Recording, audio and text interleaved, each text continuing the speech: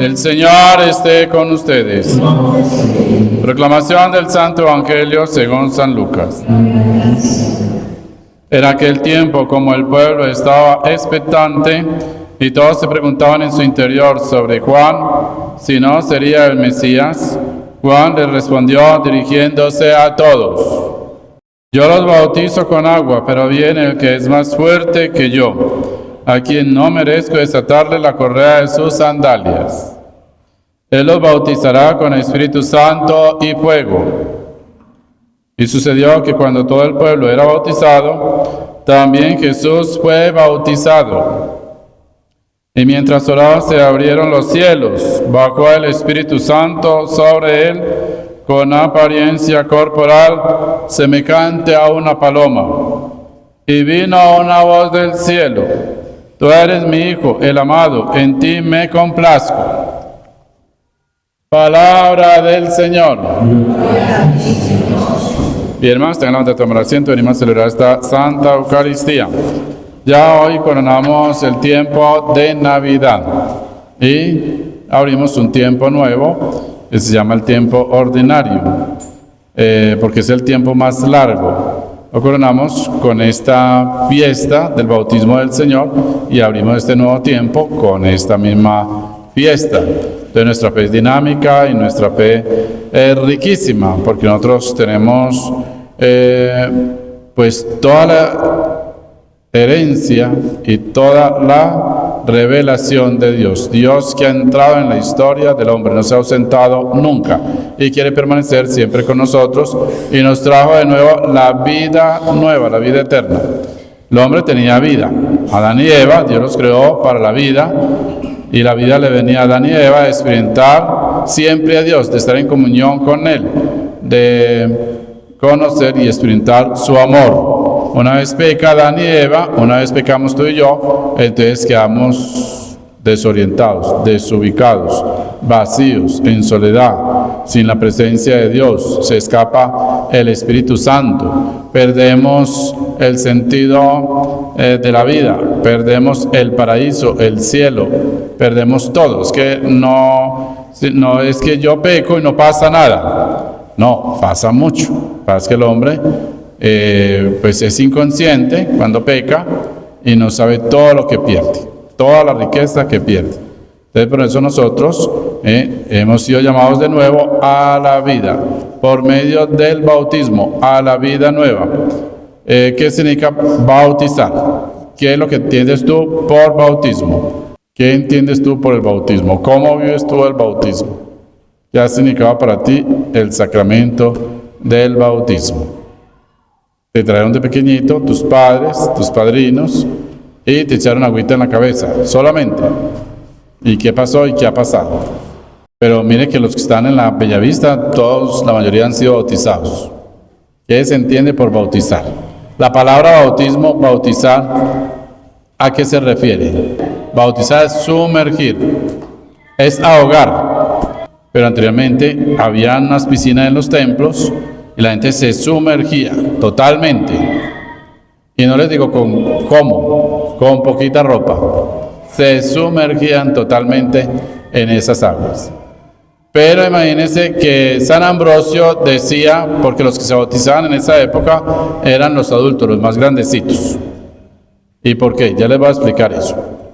Porque entonces se apuntaban, estaban los discípulos y predicaban y anunciaban el Evangelio, la buena noticia a Jesucristo.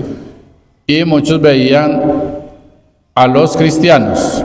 Entonces se apuntaban: vea, yo quiero ser cristiano. Yo quiero ser cristiano, yo quiero ser cristiano, yo quiero ser como ellos. Mirad cómo se aman, mirad que son uno, mirad que no tienen miedo a la muerte. De los cristianos arrojaban un estilo de vida y entonces se apuntaban y se apuntaban. Entonces los discípulos, los apóstoles, ¿qué hacían? Entonces vengan para acá y ahí mismo les echaban un poquito de agua en la cabeza. No, imaginen que los ponían. Ahí es donde se forma realmente las escuelas y los colegios. Entonces, por eso Jesucristo, bautizándolo en nombre del Padre, del Hijo y del Espíritu Santo, y enseñándoles todo lo que yo les he hablado, todo lo que yo les he dicho. Entonces, enseñanza y sacramento, predicación. Entonces venían y se apuntaban. Entonces los apóstoles o los discípulos los separaban, porque los que se apuntaban a ser cristianos eran venidos de los judíos, de los hebreos y otro de los paganos. ¿Qué significa la palabra pagano? Pagano significa campesinos. En ese entonces las ciudades eran muy poquitas, eran pueblitos pequeños. La gente vivía más que todo en el campo. Es que cambió después y todo el mundo se vino a las grandes ciudades y abandonaron los campos. Pero la gente vivía en los campos. Las ciudades eran muy pequeñas y muy pocas. Entonces se apuntaban los paganos, los campesinos, que no eran cristianos. Y yo quiero ser cristiano, se apuntaban. Quiero ser como ellos. Mirad cómo se aman, mirad cómo viven. Imagínense, ahora ni pagándole mucha gente ni viene a la iglesia. Entonces los discípulos los separaban. A ver, si eran hebreos, tenían que hacer una escuela de formación, una escuela en la fe. Se llamaba un catecumenado. Y se llama, la iglesia todavía tiene ese nombre. Hacían un catecumenado. Para los judíos y para los hebreos, tenían que formarse en 3-4 años. Y después de que ya habían recibido toda esa formación, venía el rito del bautismo, el sacramento como tal. Para los que no eran judíos y eran paganos, venían de otros pueblos, tenían que hacer un catecumenado de 7-8 años. Oiga, más largo. ¿Y por qué? Porque ya los hebreos, los judíos, tenían ya el Antiguo Testamento. Ya habían sido educados, enseñados y formados. Era sino aceptar a Jesucristo como Dios, y entonces era más corto. Tenían que meditar el Nuevo Testamento, hacerse en cristianos, vivir cristianamente para ser bautizados.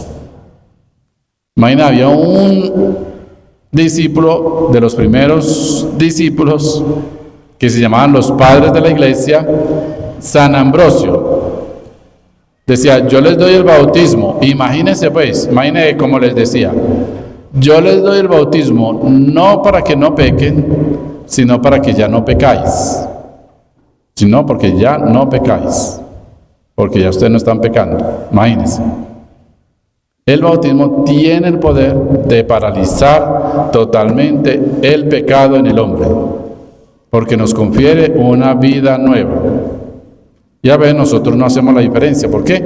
Porque hemos tenido la riqueza, digámoslo así, de tener una cultura cristiana, unas familias cristianas, unas tradiciones cristianas, y entonces nosotros no nos damos cuenta de que es paganismo y que es cristianismo.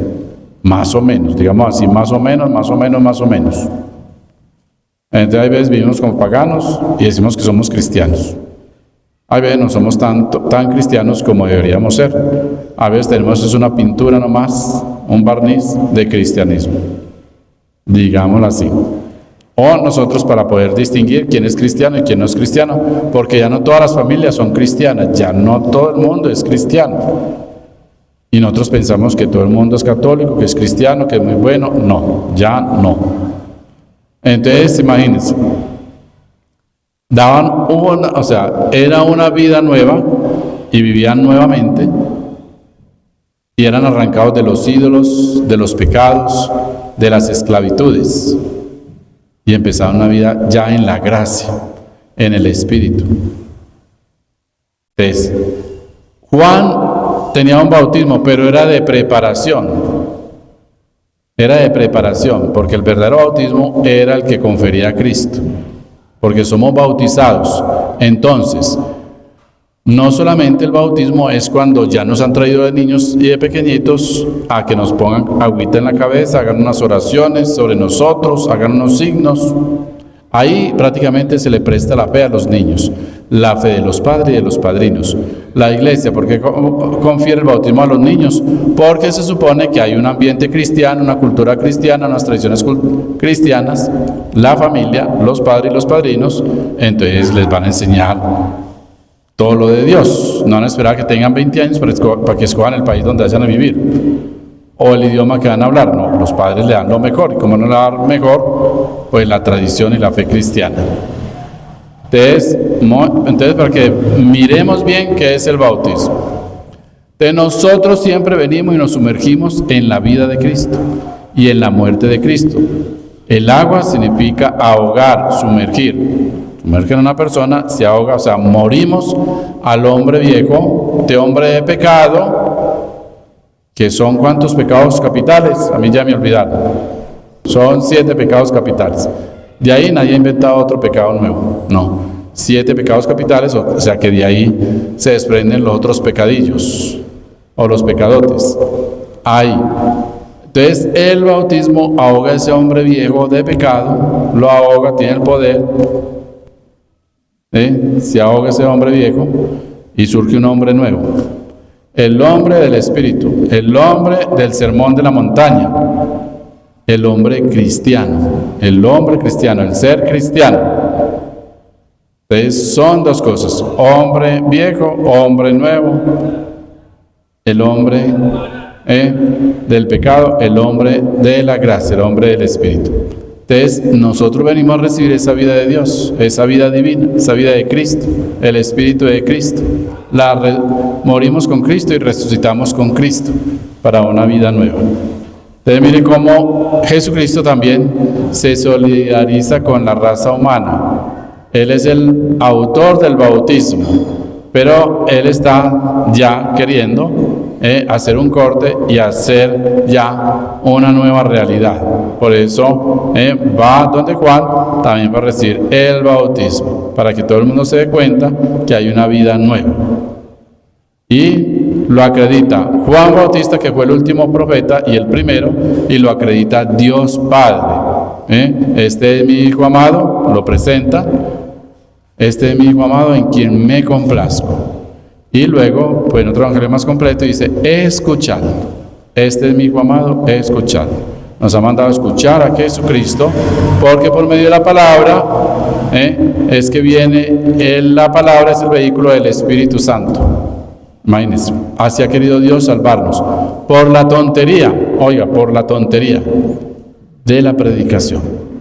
Un sacerdote pobre o ricamente anuncia el evangelio y es independiente de que lo anuncie con palabras muy rimbombantes o con palabras muy humildes, muy sencillas.